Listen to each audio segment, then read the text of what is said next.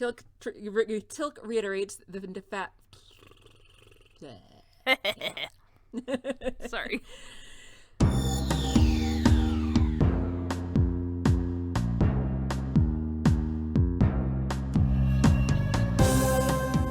Welcome to Stargatezing, a Stargate gazing podcast. I'm your host, Kathy. And I'm your other host, Mary. And each week we discuss an episode of Stargate, beginning with Stargate SG-1. Hello. How's it going? Okay, how are you? I'm okay. Do I sound okay? Yeah, your O was a little off though, but now you sound okay. Okay, good. I have my new setup with my arm and also a pop filter. Ooh, an arm. Ooh. No way. An arm. Not just my own arms, but a microphone arm. A third arm. Third arm. What's just like I've always wanted. Nothing better than that. Absolutely not. I have a pop filter too. Yay! I'd been wanting... I actually bought this a couple weeks ago and then kept forgetting to actually put it on a microphone, so... Shit happens, you know. But now it's here, and I have my arm, and everything is all set up, and I can actually, like, sit back in my chair now instead of having to hunch forward. It's great. It's great. It's going to be a good day for podcasting. I live for hunching forward, so I'm going to keep doing that. Excellent. I don't have a great chair, so really that's probably my best bet. My haunted rocking chair is quite comfortable, so... That's good. I'm happy to hear that it is a comfortable haunted rocking chair. It is. Yeah. I'll have to remember to not rock too much while I'm sitting in it, though, because otherwise then I'm going to be constantly louder and quieter and louder and quieter as I rock back and forth. So I'll try rock the boat. Don't rock the boat, baby. Rock the boat. Don't tip the boat over. Rock the boat. Exactly. Our love is like a ship on the ocean. I haven't heard that song in a really long time, but that brought it up for me. Me neither. I just spilled seltzer all over myself. At least it's not sticky.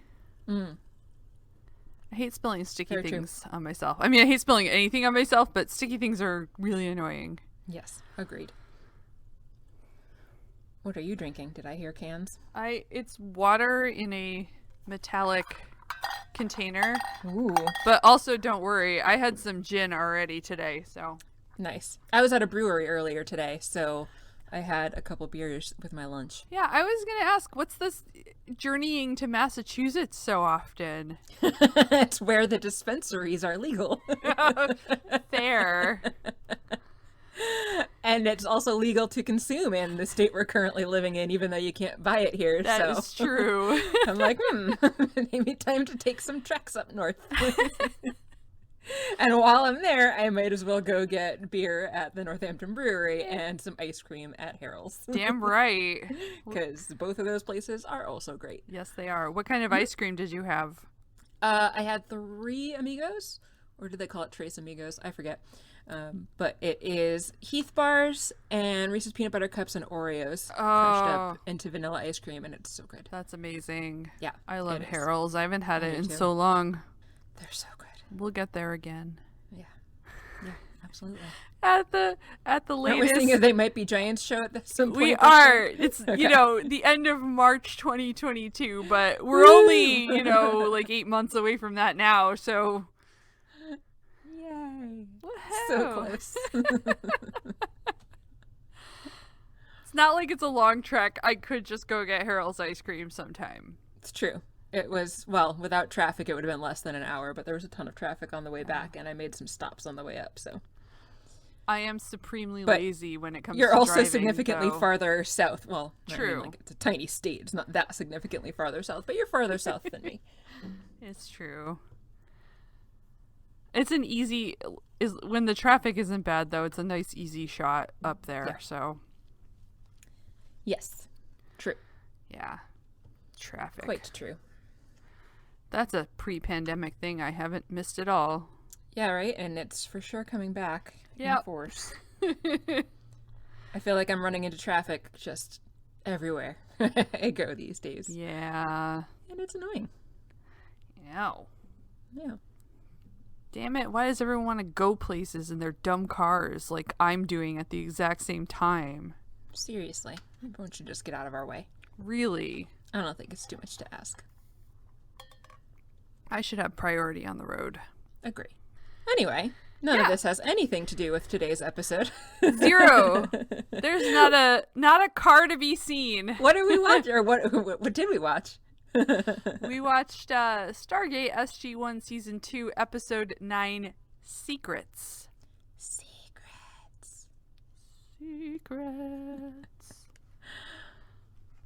The team is gathered in the conference room with General Hammond because it has been 1 year to the day since they left Abydos, and they promised to get back in touch with them. I think Daniel promised a daughter to be returned at that time. However, unfortunately, they will be empty-handed. But Daniel thinks it's worthwhile to go anyway because his father-in-law deserves to know what has happened to his daughter. Yeah, fair. And it looks like they are good to go because they had sent a probe through, and you see that the gate is unburied on the Abydos side because it goes through and doesn't just smack into nothing. And there's Share's father. Do you think they sent something cheaper than a malp through first just to make sure the iris was open? I don't know. Or do you think they just sent the whole thing through and were like, well, let's hope for the best? That's a good question, because it does seem like it'd be really expensive to just send a malp through when there's a chance there's no gate on the other side, although that could be the case in almost any time they're exploring a new world. True. Although this one they kind of knew it could go either way. Yeah. Who knows? But anyway. Not us. Yeah. Abydos is there. Share's dad is there. So. Kasuf, yes. It's a fun name to say. It is. Hammond is cool with letting Daniel go, but it's only going to be an SG half. I wrote down SG.5. Carter and O'Neill are scheduled to go to Washington to get a shiny medal from the president. Shiny like a treasure from a sunken pirate wreck. Good for them. Oh boy. Yeah. So Teal'c is going to go with Daniel. That's about it. That is it. Yeah. That's the gist. Yeah. So that's the plan. They're going to go. Yeah. So I guess it's a little while later because they've had enough time to change. For whatever reason, Daniel is dressed in robes, but Teal'c is in fatigues. I was wondering why they were dressed differently like that. But whatever, doesn't really matter. They talk to Jack and Sam about how Teal'c and Daniel are going to go through first. Jack and Sam are going to be going on their trip to DC, and then when they get back from DC, they're supposed to join Daniel and Teal'c on Abydos in a couple days. And Daniel and Teal'c go through the gate. On the other side, Kasuf has been waiting for them to come through, and he looks very alarmed to see Teal'c there with Daniel, but Daniel promises him that there's no reason to be afraid, everything is okay. But he also says that the search for Kasuf's daughter has not been successful, and Daniel says he anticipates it taking many more seasons. Kasuf says, I see, then tells him to come with them. Kasuf takes them to a tent where, surprisingly, Sha're is just chilling out. Teal'c pulls a Zat gun on her, but doesn't fire because Daniel is very opposed to Teal'c shooting his wife, understandably. The camera pans down, and we see that she is probably a good 9 months pregnant or so. And then we go out to credits. Oh my goodness. Indeed. That's new. Yeah. Maybe Daniel just wanted to feel at home in his robes. Maybe. Later, he's not wearing his robes, and he's got a t-shirt and pants underneath. And when he was living at Abydos, did he wear those t-shirts and pants underneath the entire time he was there? Or do you think he was wearing nothing under his robes? Or something else? They might have other clothes they wear under their robes when they're on Abydos. I don't know. That is a good question. I would guess he was probably wearing whatever the locals wear. I would hope, because I would think that a t-shirt and pants under all those robes would probably be really uncomfortable. I would think so. Especially in a desert. Yeah. But we don't get those answers this time. Nope. We come back from credits to the same standoff where Teal'c's got his Zat pointed at Sha're. Kasuf stands in front of the weapon, offering his own life in exchange. Daniel's like, yeah, nobody's getting killed. Although Teal'c does not lower his weapon yet.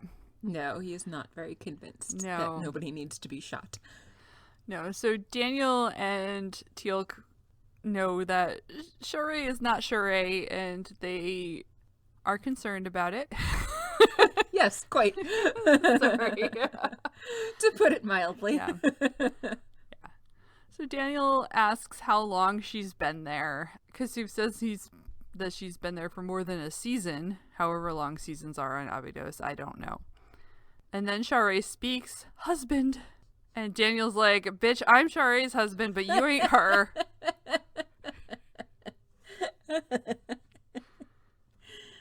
And then Daniel's like, she's a Gould.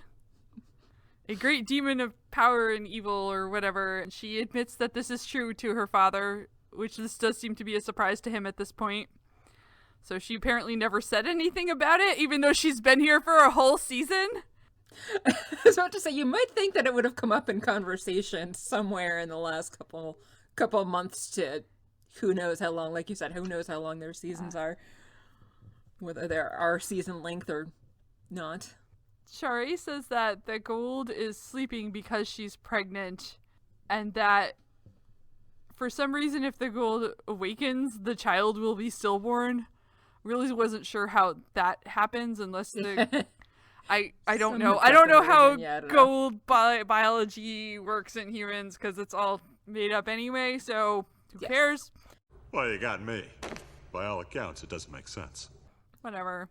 Yeah. Like, if it knows enough to go dormant, you would think that it would know to not kill the kid, but I don't know. Yeah. Apparently, Apophis is the father of this human baby. What? I know. And Teal'c says he's never heard of a Gould fathering a human child before, so I guess that even though they take human bodies, they don't do the sex. Normally, I don't know. Sounds like it. I don't know either. Or there's so much we don't know about this episode. Maybe they do the sex, but the babies are always stillborn and don't make it that far into the pregnancy, so it doesn't matter. Who knows? We don't know. So much we don't know. So much. There's still so much you don't know about me.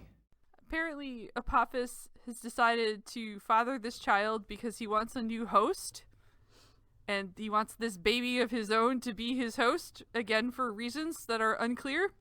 Yeah, and that's creepy because it's kind of almost like he's his own dad. Yeah, it's...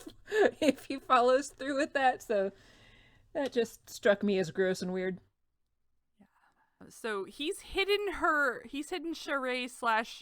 his wife away on Abydos until the baby's born, and then at that point, I guess the Gould will take back over, but it was unclear to me why they sent her there.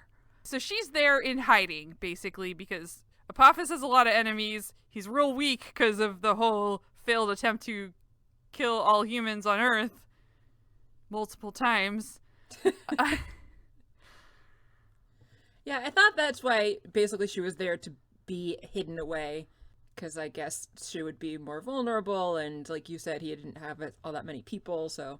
And I guess to be fair, like, if you put her among her own people, they're less likely to be like, let's kill her while she's vulnerable. And then, right. Although, again, if humans are worshipping them, maybe they wouldn't kill them. But anyway, she's there, she's hidden. It's all very shocking for Daniel. So shocking that we get literally 22 seconds of people just standing there looking stunned and silent at each other. I'm glad you I counted actually the time. around and timed it because I was like, holy shit, how long are they going to go on with this? It's just constantly Kasuf, Sha're, Daniel, Teal'c, Kasuf, Sha're, Daniel, Teal'c. Just... Yeah, we get a nice long shot of Daniel, like, processing on screen. It was so weird. Eventually, Daniel walks out. End of scene. Finally, the scene ended with Daniel leaving the four-way standoff that was happening of everyone staring each other down. So weird. So very weird. Next, we're in DC with Sam and Jack. They're wandering around the city in their dress uniforms. Jack says he can find his way around the universe, but can't navigate through DC. Har har. And Sam tells him not to worry, Apparently she spent about 2 years in the city while she was trying to get the Stargate program reopened, so she knows the city pretty well. She also says that she is pretty sure that it was time well spent. Jack's like, you think? He didn't seem quite that convinced. Yeah. Although that seems weird, but okay. Yep.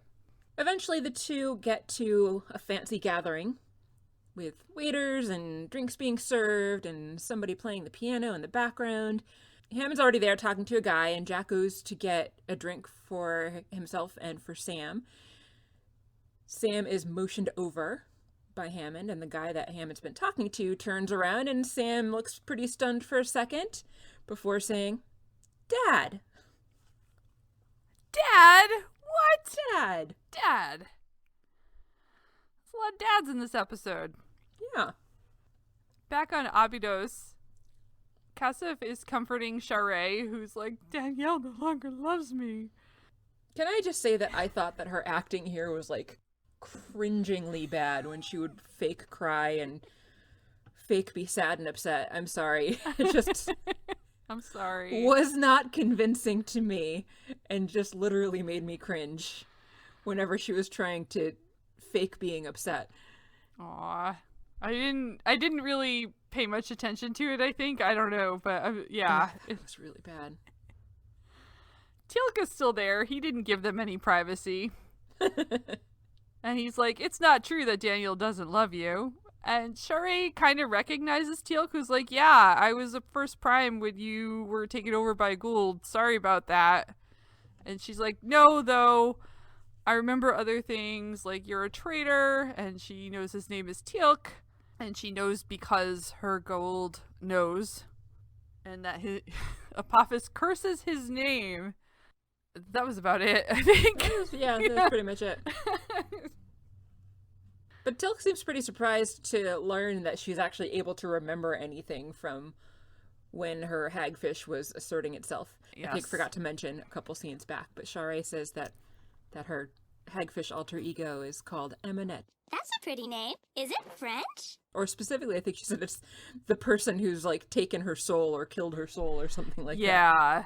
So still on Abydos, outside the tent, Teal'c comes out and tells Daniel that they need to go through the gate right away. Daniel doesn't really understand why. The fact that Sha're shares Goa'uld memories is really that big of a deal, but Teal'c says that it would be great strategic benefit to have access to all those memories, even if it's just for a few days. Daniel is completely incensed at this suggestion and is like, do you know who we're talking about here? She's been through enough. We're not going to just hand her over to Mayborn.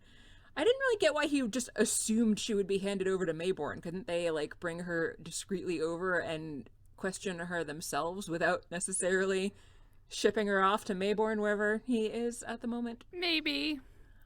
But anyway, Teal'c reiterates that the knowledge she possesses could save our world, and Daniel says, well, I don't care. We're not doing it. I'm sorry. And Teal'c says, more sorry for yourself than for Sha're.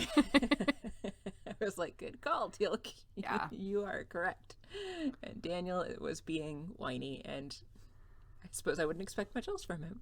No. Everyone's smarter about other people's problems than they themselves are, because it was the opposite in literally the last episode, with Daniel being like, here's a reasonable thing to say, and Teal'c's like, yes. Very true.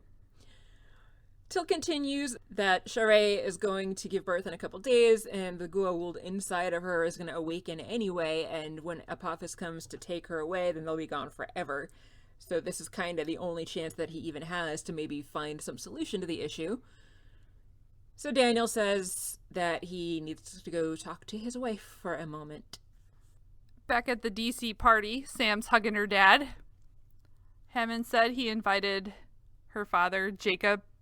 I think he calls him Jake, though, in this episode. I thought he did too, but I don't remember them ever calling him Jake at any other time. So yeah, so he's Jacob anyway. For continuity purposes, this is Jacob, Sam's father. Yes. So Hammond invited Jacob and thought that Sam might like the surprise, and Sam says, that's sweet, which is not saying she's happy or sad about the surprise, I noticed. Yep. Jacob says he and Hammond served together in the Air Force way back when, and he's so excited about her medal for deep space telemetry. He specifically said way back when the Air Force was still our first line of defense, and Sam was really insulted by that. Yes, she was. The way he says deep space telemetry makes it pretty clear he's not buying that that's what they do. Jack comes over with some punches for him and Sam. Not physical punches, but beverages in a little glass. Sorry. Jack has heard nothing about Sam's dad. And Sam says that she talks about him all the time. Jacob says he's basically on the verge of retiring. He's a general, and Jack's like, I retired once, but couldn't stay away. And Jacob is like, from your deep space radar telemetry, wink, wink. Nudge, nudge. Dynamo. Jack quickly excuses himself to go get some air outside, and Hammond leaves to make some rounds, leaving Sam alone with her father. Jacob tells her her cover story could use some polish, and Sam's like, I don't know what you're talking about. Then he is like, okay, but whatever you're doing, it can't be as good as actually doing the real thing, and he wants her to get into NASA and actually go to space. She's already been to space so many times and he doesn't know. A little bit later outside, Jack is walking around minding his own business, and some guy in the foreground looks at him ominously. Nice long scene. Do you recognize the gentleman in that scene? I did. He's in X-Files, right? But I can't remember who he was. He plays Jeffrey Spender, who is son of Cancer Man. Spoilers for this 20-year-old show on a podcast about another 20-year-old show. That's right. Yeah, I knew I had seen him in X-Files. I just couldn't remember who he was. Yeah. Awesome. Do you think he's the same character here, even though he lied and says his name is something different later? Maybe. Anyway, back in Abydos, Sha're and Daniel are chilling in a tent. Sha're says, you hate me. And Daniel says, no, I love you. Sha're begs for forgiveness, and Daniel hugs her and says that there is nothing to forgive. Sha're talks about how she is ashamed, but Daniel says that he hates what's been done to her. I sound about as fed up with this scene as I was watching it, I think, because it was just so sappy, and I just realized that I sound really over it as I'm describing it. Well, I'm not noticing it because I think I was also kind of over it, too. Yeah, so I mean, that's pretty much it for that scene. They tell each other how much they love each other, and then they hug. Yeah, that's pretty much it. Yep. Let's go someplace more interesting, like DC. Back in DC. Jacob has made a call to the head of NASA on Sam's behalf to express her interest in going into space, and says that she should apply again because he's called in some favors and she'll be able to skip the line. He's told them what she's capable of and it's your dream. And she's like, but my current work is really important to me. And once, is going to stay there. Jacob wants her to talk to whoever he talked to at NASA, the head, or someone else. Do it for me. She's like, oh, it's all about you, huh? Dad's like, yeah, it is. And then he leaves. Yep. In some bar somewhere in DC, looks like a nice bar, Jack is there having a drink alone, and the creeper from before comes up and addresses him by name and asks if it's really him. The creeper guy says that Jack is a really tough man to find and introduces himself as Armand Zellick and says he's a journalist. Jack gets up to leave, but Armand asks if he's heading back to the Stargate so soon. Jack seems a little bit surprised by that, but tries to hide it and asks, what? Armand says a big gray round thing, can't miss it. Obviously, Jack continues to deny any knowledge of this since it is a top secret program, but the guy pulls a recorder out of his pocket. Armand pulls a recorder out of his pocket and replays the conversation that Jack and Sam were having earlier when they were talking about navigating halfway across the galaxy. Armin says that this isn't the only evidence that he has about the Stargate program, and that he actually has a source in the Air Force who is telling him about all of this tech that is being kept secret and that we can send people halfway across the galaxy. Jack says he has no idea who that source might be, but that the CS Galaxy is a large transport vessel, and that's all he was referring to. And Armin is like, what about the Stargate? Jack says, I have no idea. And then he leaves. But, of course, he pays his bill first, and I'm sure tips well on top of that. Yeah, I think he also offered for Armin to drink his next beer that he, I guess, ordered, because Jack was finished with his beer when he's like, you can have mine, or something like that, when he ordered a beer. Oh, I thought that was him being sarcastic and saying, you can have my beer, I barely touched it as he was drinking the dregs of it. Oh, okay, I wasn't sure. I'm like, in my world, I would have already ordered the second beer, so it would be there when the first beer arrived, so who That's knows? fair, yeah, of course, who wouldn't? Yeah. That's what I did today at lunch. Yeah. Don't know what they're drinking, though, because in TV world, they just order a beer. They always order a beer. It is always generic-looking gold beer, even though many beers are not gold or clear. And most places have more than one tap. Most places have more than just one beer. These are the important things. They are to me. Yeah.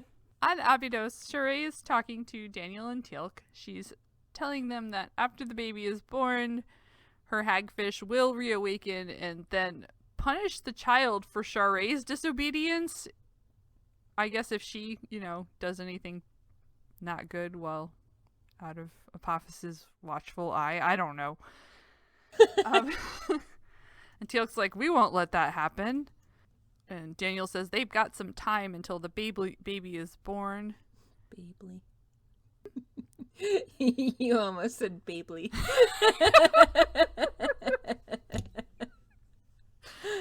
At some point, I think in my notes, I actually start calling it the bebe instead, which maybe I should just do that, because then I won't accidentally say babely or the babele or... It's a great show. Daniel says he'll be there and no one will hurt her, and that maybe they can study this hagfish dormancy, presumably to keep it going. Yes. And hopefully they can stay together on Earth, which is a question mark. Kassav says that Apophis is going to come back and he will destroy the village if she's gone, which is an important point. Yes, quite. Teal'c says they should spin a story about an enemy stealing Sha're and the child, which Kassav points out is the truth if they just leave with her. And he says that Sha're should go. The way he said it, that was really funny. He's like, go with them. Get out of here. Oh, yeah, he did, he wasn't just you should go. He's like, go. And Yeah. Daniel's like, don't tell her what to do. Which was weird. Yeah. You tell her what to do all the time, Daniel. So. Yeah, I don't know. But then Daniel's like, we're not going to force you to go. Share's like, but will I be with you once the demon returns? And Daniel says that you'd be forced into a cell, which he then explains is like a cage.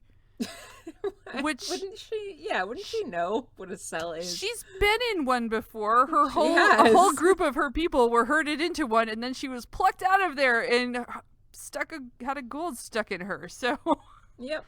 Well, to be fair, she's still learning English because he It's refuses to speak Egyptian to all of them and is making them all learn English. So maybe she just hasn't learned that word yet. that is true. She might not know the word cell. We're being unnecessarily harsh on Daniel, I guess, again. Mm-hmm. They've all learned a lot of English in a relatively short time, it seems. Yeah. It's impressive, Yes. which makes me that much more annoyed that Daniel can't be bothered to learn their language when they've clearly tried really hard to learn his. He sometimes knows some of it. Yes. But anyway, he tells her she's basically going to be locked up until they can figure out how to get Amunet out of her. And promises that it won't be easy, but Apophis will not be able to hurt her or the baby again. So Sha're agrees to go, and Teal'c's like, let's get out of here right now. Let's go. Get out of here. Right Now. Come on. Come on. Now. Yeah. Time to go. Go, go, go, go. Back at the reception thingy in DC, Hammond is describing a boxing match to a very bored-looking gentleman. And Jack comes in and pulls Hammond away from the conversation and warns Hammond that they seem to have sprung a leak. He tells Hammond everything about the conversation that he had with Armand earlier, and also assures Hammond that he, of course, denied everything that Armand was saying, but the reporter obviously didn't believe him. Hammond asks how much he knows. Jack tells him that if he knows who Jack is and was able to figure out he was going to be here for this ceremony right now, then he must know an awful lot.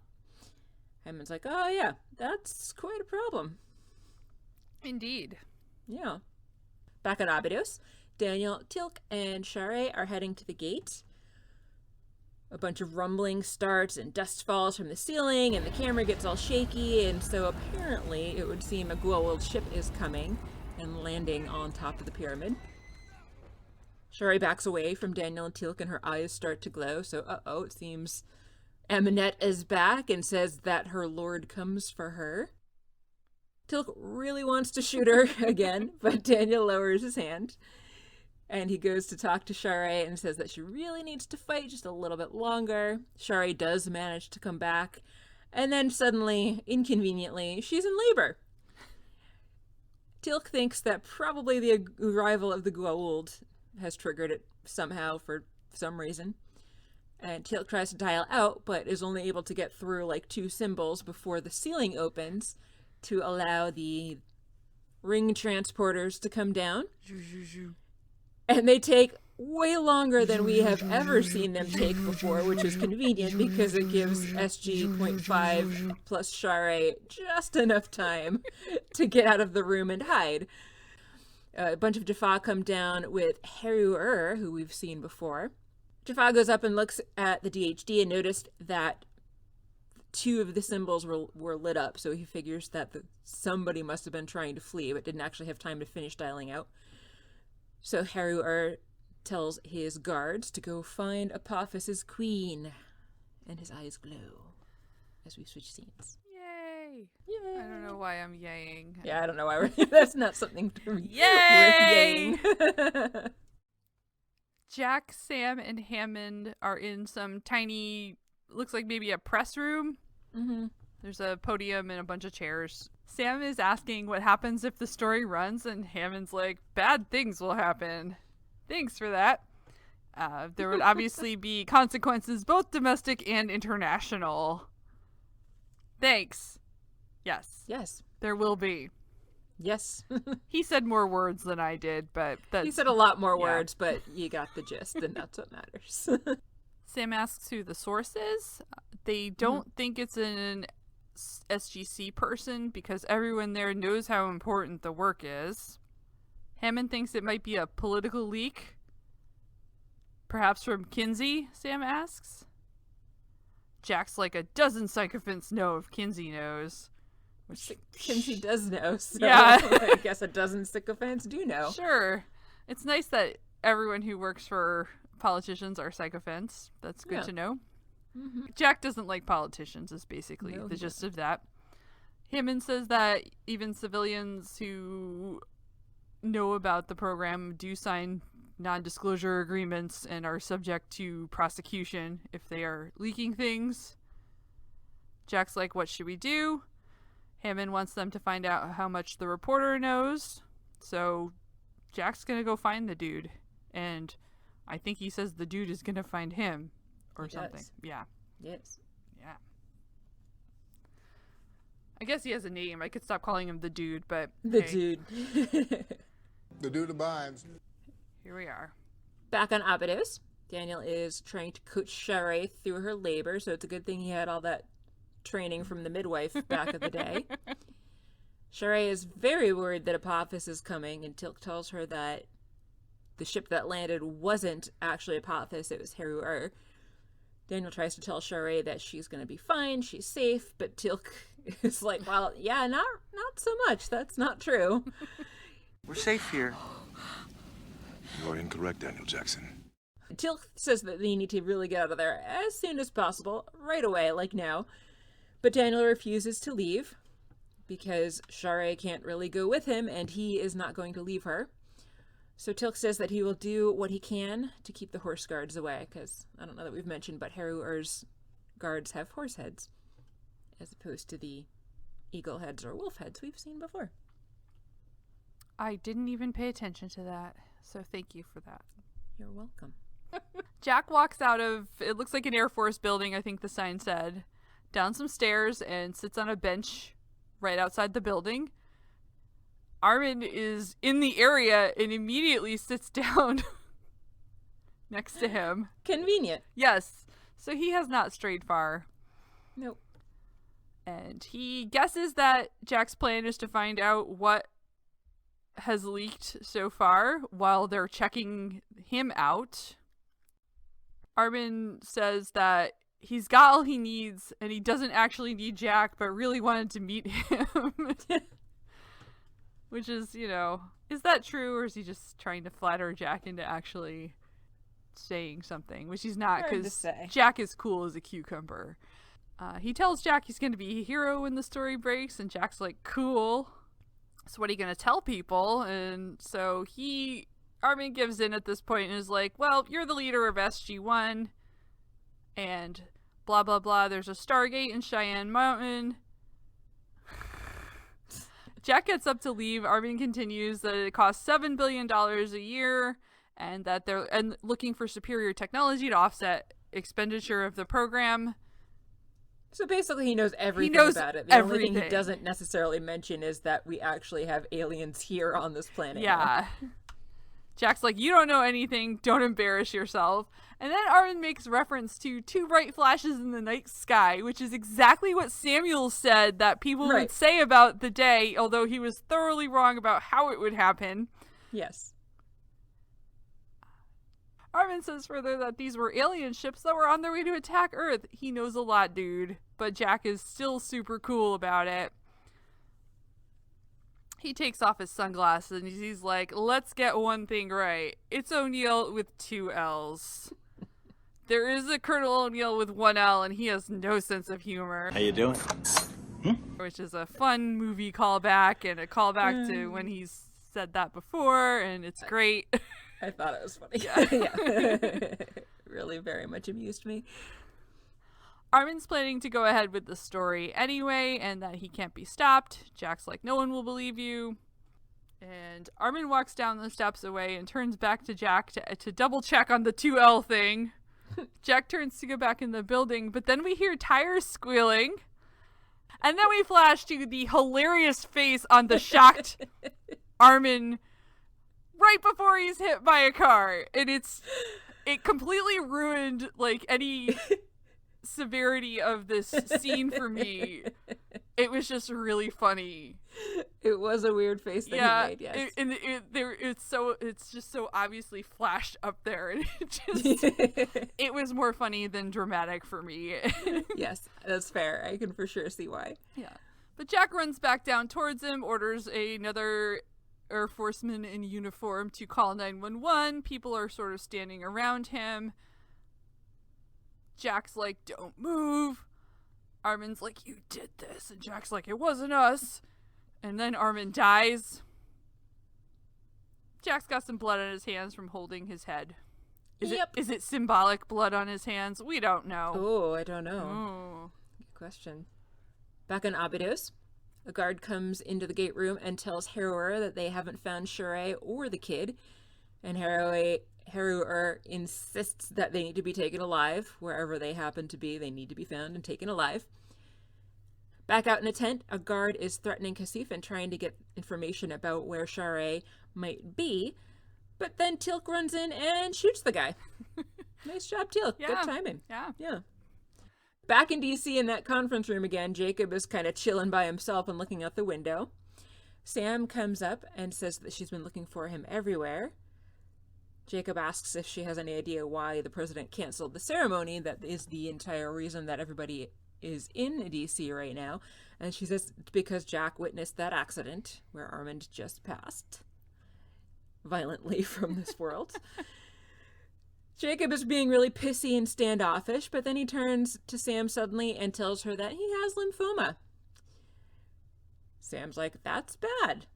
Jacob says that it's not good, but he plans to stick around long enough to see her fulfill her dream to be an astronaut, but Sam is pretty adamant that that's not really what she wants. So Jacob says, well, I'll be around for a few months, so don't feel like you need to check on me or anything, and then he leaves. Even though he had just said, I plan to be around for a while, like, I wouldn't call a couple months a while if we're talking about how much time you have left to live. And also that was just pretty asshole-ish. Yeah, I know he's dying, but I hate parental guilt tripping so much. Yes, so do I. Can relate and hate it. Yeah. Just knocking over things here. Don't mind me. So he storms out, and Sam cries.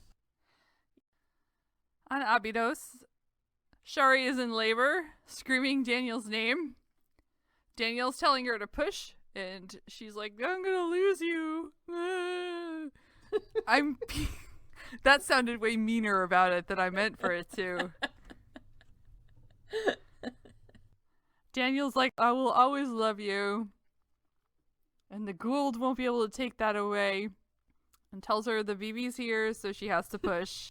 The bebe, sorry. Then there's a really super weird close-up of her mouth puffing as she's pushing them and says, forgive me. It was so weird. And It was. Okay, I thought that was weird too. Oh, but yeah. I don't know, maybe it's just me. it is really weird. And then her eyes flash as we hear a baby crying.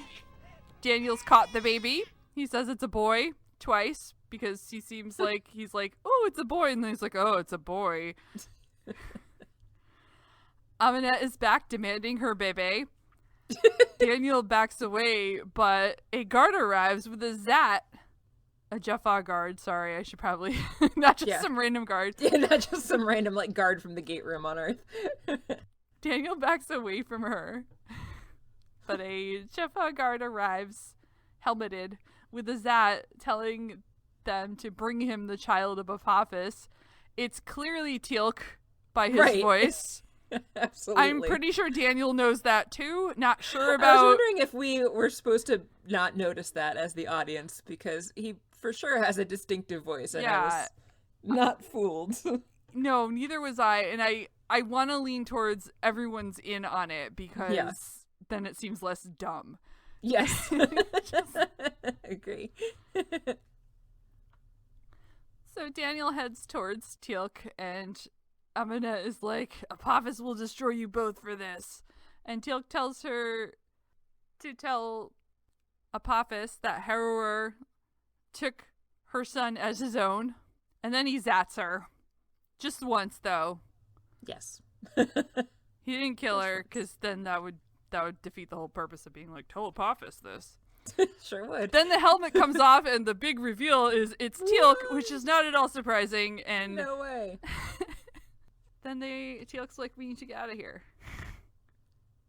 So they leave without Sha're. Yep. Back out in whatever random tent that is that they keep showing us, Daniel introduces Kasuf to his grandson and tells Kasuf that the demon has come back and Kasuf is going to need to go into hiding with his grandson.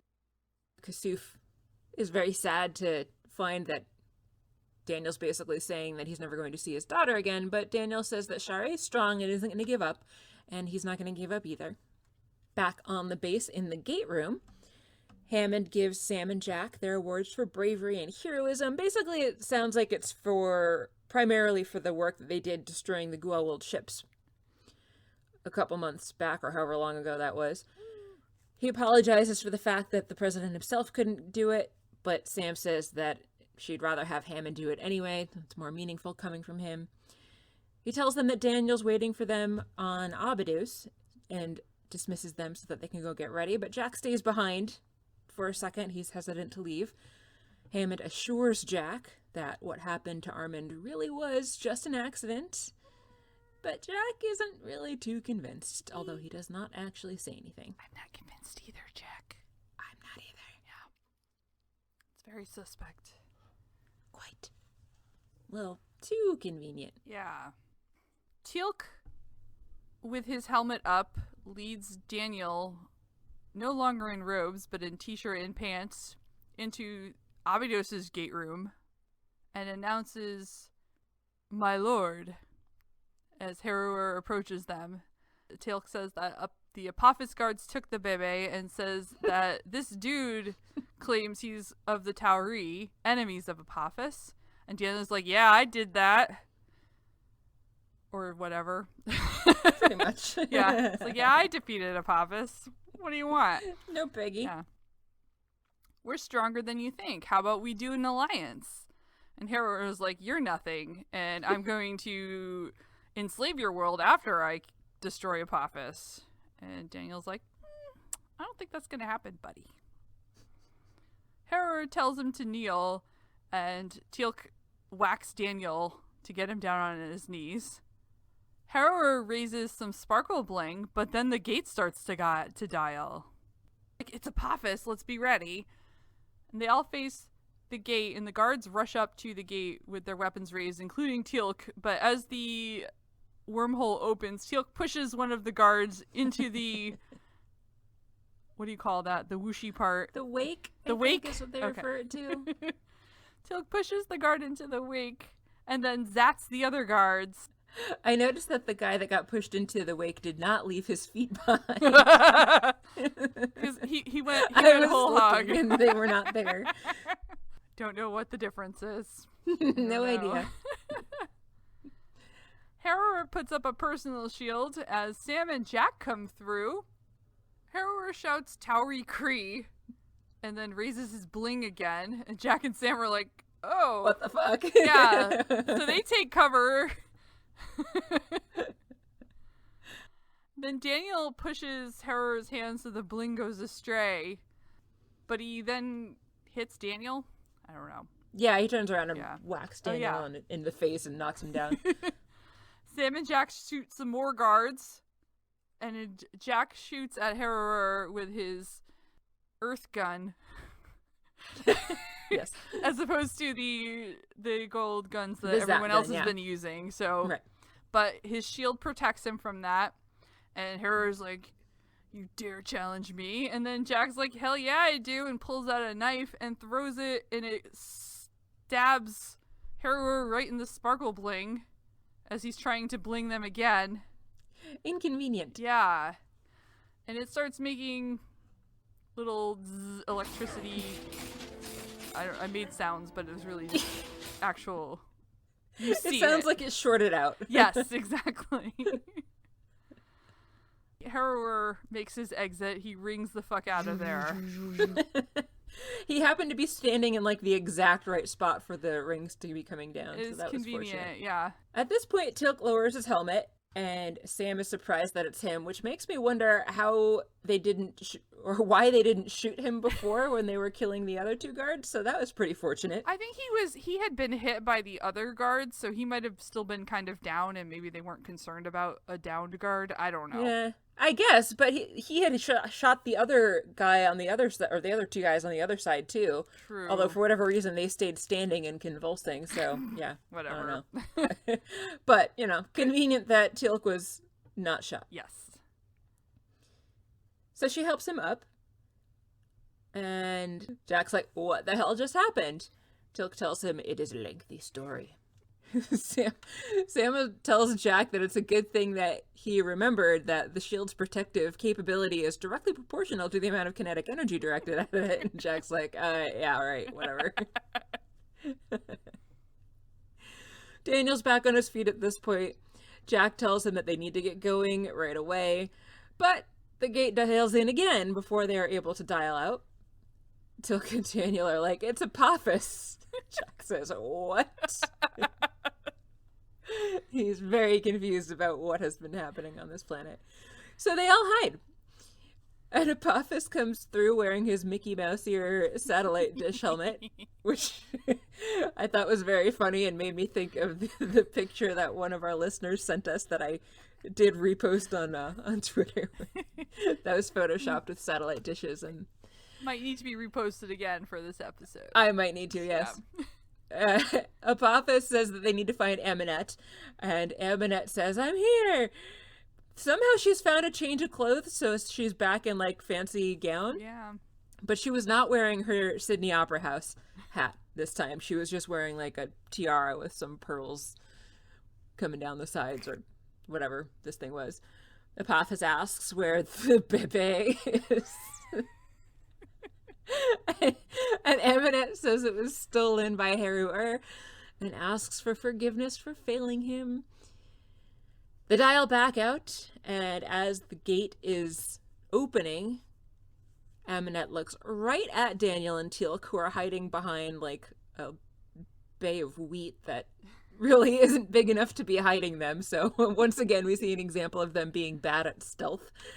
Apophis and Aminette and their posse leave through the gate, and SG-1 all comes out of hiding. Sam reminds Jack that there's still a Goa'uld ship parked on top of them, so they better not leave. So Jack tells her to dial home. Daniel stands and stares longingly at the gate, and Jack asks if he's okay. Daniel says he's not, but he will be. And Teal'c reiterated what we just saw, that Aminette had looked right at them, but that she didn't give them away. And they go through the gate, and that's the end of the episode. Woo! Woo! Yeah. Yeah. What do you think of this episode? There's just a lot going on. There's a lot happening in this episode. There was a lot happening. Yeah.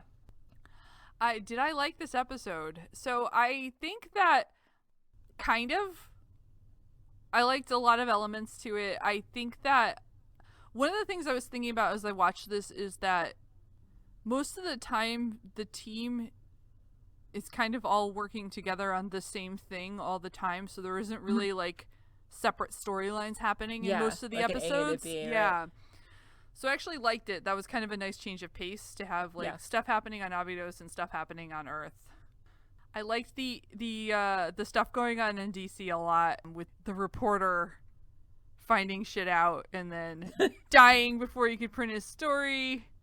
And you know, it was wrapped up a little neatly, like, oh, he died, we totally didn't kill him, wonder if this is gonna come back at all. But for right now, we're good. But, you know, there are threads that could be picked up later, like who killed him, who leaked the information in the first place, did anyone else know what this guy had learned? So I like all that potential drama that could happen. Was not super fond of the Daniel Sha're interactions. And I might be some sort of horrible person that just hates family drama, but I feel like Michael Shanks his acting was on point, and but they were, I don't know. Yeah, but the two of them, like, oh, Daniel, can you forgive me? There's nothing to forgive. I love you. Sappy. Do you still love me? I love you. Are you sure? Can you please forgive me? I love you. I've told you that like 40 times. Like, come on, guys. It's too much for me. Agree. Hard agree. And then there were some weird camera angle choices that I just couldn't get behind, like Share's mouth breathing, and she does have very good straight white teeth, so maybe they just really wanted to show off her teeth. Maybe. And then there was like the weird, like, I get it was a surprise, but like the weird slow panning down of her body to her pregnant belly, because kind of weird for me. And then the close-up of Armin's face right before he gets hit by the car is just so funny that it like ruined that dramatic moment for me. So I'm not sure what was going on with those choices. Fair. That I wasn't super fond of, but and then there was obviously also Sam and her dad drama, which annoying parents annoy me, which I wasn't super fond of. So it sounds like I'm talking a lot of stuff about the stuff I don't like, but I think overall it was all right. All right. Yeah. Yeah, I don't know. My thoughts are kind of similar. I did not like the Abydos storylines either. I thought they were boring and sappy. As I mentioned, I don't remember the actress's name that plays Sha're, but I thought that acting was quite ungood. As you mentioned, though, Daniel did do a well enough job with his scenes, or Michael Shanks. So, but just overall, I just thought the writing was bad, and I just didn't like that storyline, and it was boring. I did also, though, enjoy all the DC storyline, and so I thought the X-Files man, even though I forgot his name was Spender and like what character he was, it still amused me to be seeing this guy that was also in X-Files. But having had my own issues with my own parental issues, I also found the parts with Sam and her parental issues to be annoying. So, yeah, pretty much agree for everything, all the stuff that you said that you liked, I liked, and the stuff that you didn't like is pretty much the same stuff that I didn't like. Yeah. Total agreement. Ooh. This is a random thing that has nothing to do with whether or not I like it, but have you noticed, I feel like Michael Shanks / Daniel wears his glasses way less than he did in the first season. Oh, yeah, and that continues, if I recall, throughout the show until, like, he just doesn't wear them at all anymore. Great. Which I had noticed that before and always thought that it was weird, and my guess is that Michael Shanks just didn't want to wear glasses. That's fair. So what's next? Oh, I'm thoroughly unprepared for this. Hold on one second. That's fair. How would you know that I was going to ask you that? I mean, I figured you probably would, but okay. Nope, that's the last one on that page. I'm just going to read from the booklet because I have the booklet on hand. Do it. All right. We have Stargate SG-1 Season 2 Episode 10, Bane. You really adopted the darkness. I was born to it. A giant flying insect has bitten Teal'c and is reconfiguring his DNA. That's inconvenient. It is inconvenient. I hate when that happens. Soon his body will transform into a cocoon and give birth to hundreds of alien insects. Can the SG-1 team capture one of the bugs, extract the venom, and save Teal'c before it's too late? Bats like to eat insects, so it sounds like it's the perfect one for Batman to be guest starring in, because if Bane's there, then Batman's got to be there. Obviously. Yeah. Sounds very thrilling. I'm sure I don't remember anything about this episode. I wonder if I've seen it more than once, because I'm like, on rewatches, I just skip things I don't feel like watching. It sounds vaguely familiar, but I don't really remember a whole lot about it. What does the Netflix say, just out of curiosity? It probably just says, this is what happens in the opening scene. Yeah, it's more or less the same with less detail. O'Neill and the SG-1 team are attacked by giant insects. Teal'c is stung, and when he returns to Earth, a strange transformation begins. So, same Sounds thing. gross. Yeah, so we probably only need one of those. Yeah, it does sound gross. Yeah. Yeah. All right. As always, thank you for listening. Make sure that you subscribe to us on your podcatcher of choice if you have not already done so that you'll get our episodes as soon as they are released. Currently every Monday. You can also find our episodes on YouTube. Reviews and likes are very much appreciated because they help others to find the podcast, and word of mouth is also great for helping new people find the show. If you'd like to get in touch with us, you can reach us by email at stargatezing@gmail.com. You can find us on Twitter and Instagram. We are at Stargatezing there. And if you're feeling generous, you can join us on patreon.com/stargatezing. For all of our donors, they get bonus episodes and behind the scenes postings, as well as early release. Our pockets do need money, guys. Let's get on this. I need to make my brain start working again, apparently, and I'm not sure how to do that. Money in our pockets, that's how we do it. Money in my pocket will probably do it. Yes. And of course, you can check us out on our website, which is stargatezing.space. I'm Mary. I'm Kathy. And you've been listening to Stargatezing. The end. The end.